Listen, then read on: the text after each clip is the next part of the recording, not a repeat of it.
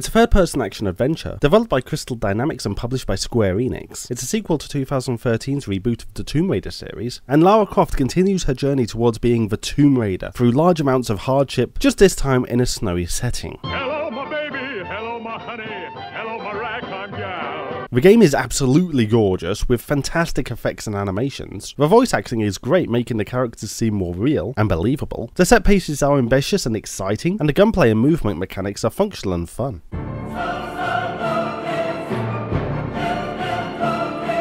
The semi-open world is back and even worse, forcing you to backtrack. The expanded resource collection mechanics are tedious and unnecessary. The game isn't that well optimized. While the story is interesting at times, overall I couldn't really care less. Side quests are redundant and boring, and the punishment Lara brushes off is just as unbelievable as in the first game.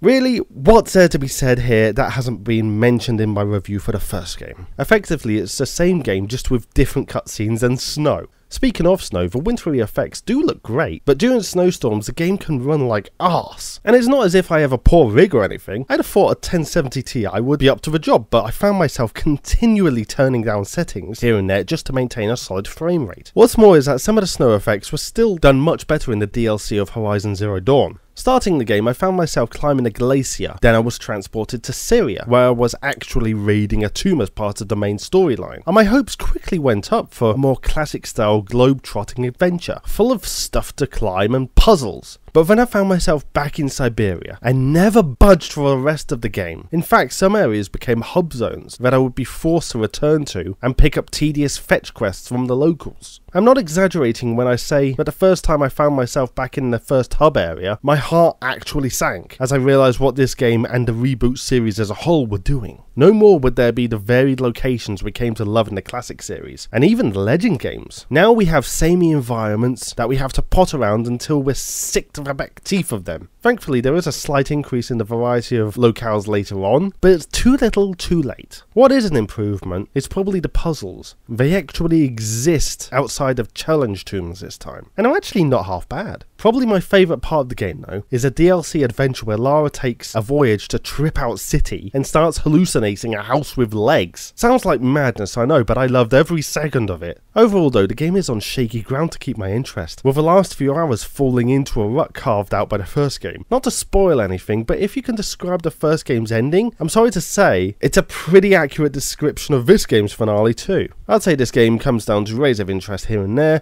but overall, it's a mundane slog. Play Horizon instead.